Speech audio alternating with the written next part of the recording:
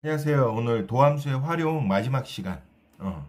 속도와 가속도 그리고 도형에서의 변화율 요거에 대해서 알아보도록 하겠습니다.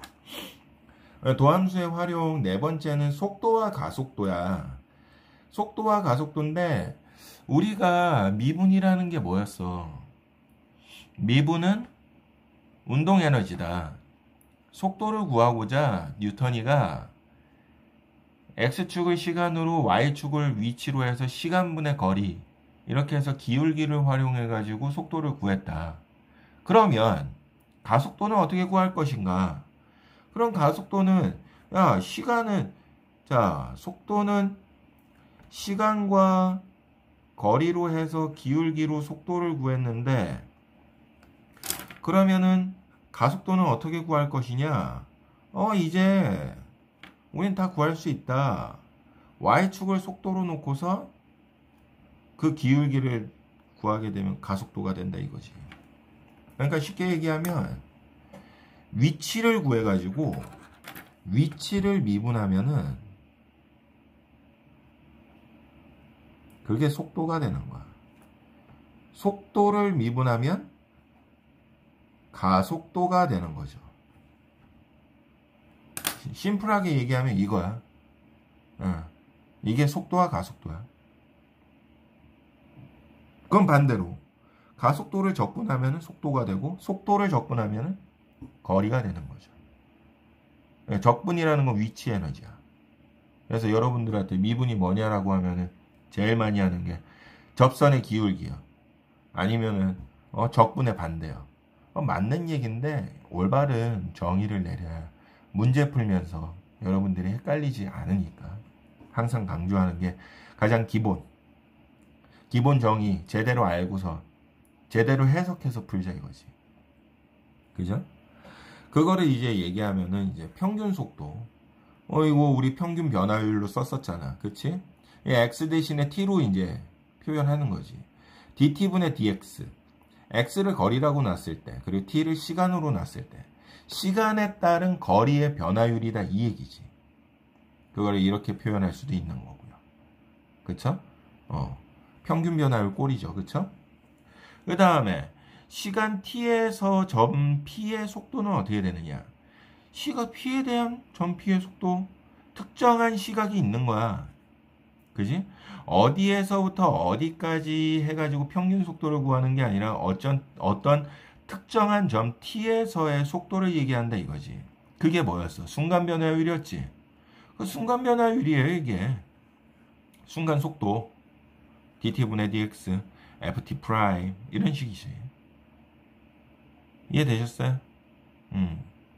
이런 식으로 주어졌을 때도 여러분들이 이거 위치 미분해가지고 속도 구하는데 거기다가 시간 집어넣으면은 어떤 특정한 시간대에 속도를 구할 수 있구나. 순간 속도를 구할 수 있구나. 이렇게 해석이 가능해야 된다는 얘기지.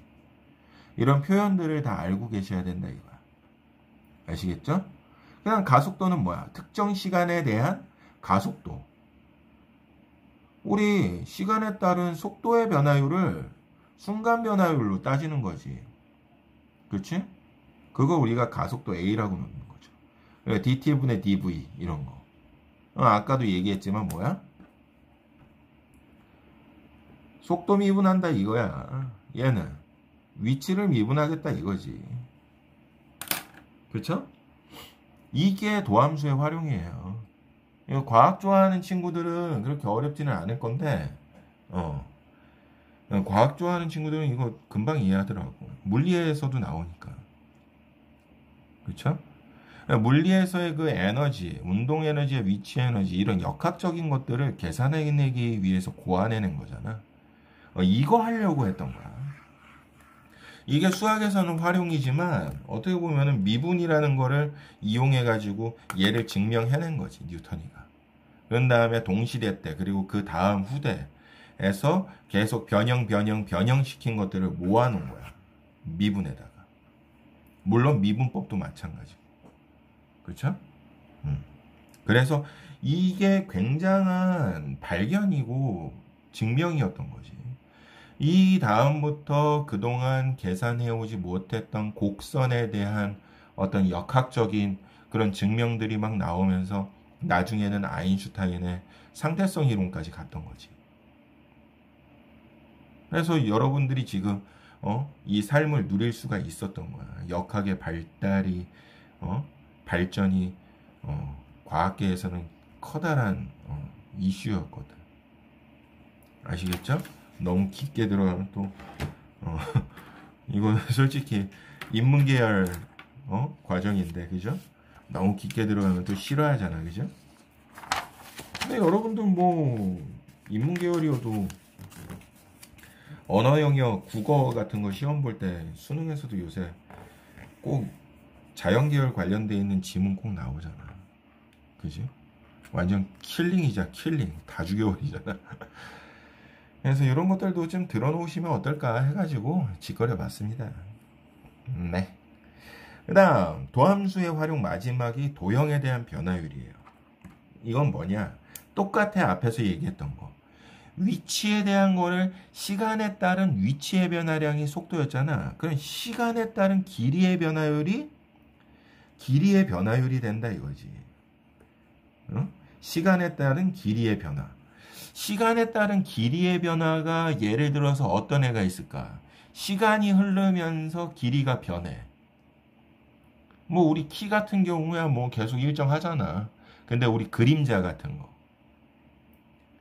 만약에 전등이 있어. 전등이 있는 상황에서 가로등이라고 합시다. 가로등이 있는데 여기에서 서 있다가 이쪽으로 가. 일정한 속도로. 그러면은 길이는 어떻게 돼요? 처음에는 요만하잖아. 바로 밑에 있으면. 앞으로 갈수록 점점 그림자는 어떻게 돼? 점점 길어진단 말이야. 그러면은 여기 왔을 때의 길이는 어떻게 변화했냐? 여기 있을 때보다 어떻게 변화했냐? 그러면 평균 변화율 쓰면 되는 거고, 딱 이때의 길이는 어떻게 변화했을까? 그럼 순간이 되는 거지. 순간 변화율이 되는 거지. 그치? 그거를 이런 식으로 쓴다 이거지. 그러니까는 무조건 어려워하지 마시고, 잘 봐. 이렇게 해가지고 삼각형이 만들어져서 그만큼 길이가 바뀔 거 아니야. 그치? 그림자의 길이가 있는데 닮음 도형을 이용하시면은 요 삼각형하고 AA의 닮음이잖아. 그치? 그럼 요거에 대한 변화율을 구하는 거니까 요거 길이에 대한 식을 찾아. 무조건. t에 관해서 식은 항상 t에 관한 식으로 찾아줘. 왜냐하면 시간에 따라서 변할 거니까. 그리고 특정 시간 t에 대해서 집어 넣을 거잖아. 그치? 그러니까는 이거에 대한 그림자에 대한 식을 구해주고 그거를 미분 때려가지고 시간 딱 집어넣어 버리면은 그때 길이의 변화율이 나오는 거야. 미분을 했으니까 변화율이 되는 거지. 그치? 넓이에 대한 변화율 같은 경우에는 어떻게 될까요? 응? 여기 길이가 아니지 넓이지. 넓이, 여기는 부피. 넓이에 대한 변화율은 어떻게 되냐? 뭐가 있어? 넓이가 계속 변해. 우리가 뭐 예를 들어서 가장 흔한 문제가 연못에다가 뽕잉 돌 떨어뜨리면은 동심원이 생기지. 점점. 그치? 그게 일정한 규칙에 의해서 커진단 말이지. 그치? 그 세기와 그 질량에 따라서 너무 깊게 들어가나? 그러니까 일정한 무게로 딱 던졌을 때 일정하게 점점 커진단 말이지. 그게 뭐야? 동심원이야. 그러면 3초 뒤에 넓이는 어떻게 되느냐? 3초 뒤에 여기서부터 여기까지 어떻게 넓이의 변화율이 생겼냐? 어떻게 하라고? t에 관한 식으로 무조건 나타내는 거야, 얘도. st 해가지고 뭐 t제곱 플러스 뭐 t 뭐 이런 식으로 구해. 그 다음에 얘를 미분 때려버리는 거야. 그런 다음에 몇 초 뒤 그 시간을 집어넣어라 이거지. 이러면 몇 초 뒤에 넓이의 변화율을 구할 수 있다 이거. 그리고 부피에 대한 변화율도 마찬가지지. 시간에 따른 부피의 변화율. 심플하게 가라 이거야. 무조건 구해. 가장 흔한 문제가 이렇게 요런 그릇이 있어. 요런 컵이 있어. 여기다 물 붓는 거 아니야. 물을 부을 거야. 근데 이게 물을 부으면 처음에는 빠르게 차다가 점점 느려져. 올라갈수록 넓어지니까. 그치? 어찌됐건 얘도 부피에 대한 식을 구하고 그거를 미분 때려가지고 몇 초 후에 꽉 찰까? 뭐 이런 거. 몇 초 뒤에 부피는 어떻게 변화했을까? 뭐 이런 식으로 찾는 이런 문제들. 얘도 마찬가지로 어떻게 해? 이렇게 단면 잘라가지고 여기까지에 반지름하고 반지름하고 했을 때 요 삼각형하고 요 삼각형하고 어때요? 닮음이잖아, 그치? 닮음 이용해가지고 구해준다 이 얘기지. 그래서 거기에서 t에 관한 식으로 높이와 반지름 이런 것들을 다 구한 상태에서 부피에 대한 거. 우리 원뿔의 부피 어떻게 구해요? 밑넓이 파이 r 제곱, 그 다음 높이, 이러면 원기둥이지? 여기다 3분의 1, 이렇게 해서 부피 구했었잖아, 그치? 그래서 요거 이용해가지고 부피 구하신 다음에 t에 관한 식 미분 때리고 t의 값을 집어넣어주면 된다 이거지. 어떻게 보면 뒤로 갈수록 더 쉬워. 그 다음 팁으로 마지막으로 미분 활용에 대한 팁을 주자면 위치를 미분해서 속도를 미분하면 가속도. 아까 얘기했던 거죠. 그쵸? 그 얘기야. 심플하게 생각하자 이거야. 대신 개념은 확실하게, 문제 풀 때는 단순하게 적용하는 거. 이렇게 하는 게 요령이야. 괜히 깊게 들어가지 말란 말이지. 아시겠어요? 뭐 우리가 생활하면서 미분적분 이용할 일 거의 없잖아. 아예 없지. 그지? 그러니까 이렇게 해서 2단원 미분까지 해서 알아봤습니다. 다음 시간부터는 적분 들어가도록 할게요. 미분 잘해놓으면 적분 굉장히 쉬워요. 아시겠죠? 날 믿고 따라오시면 됩니다.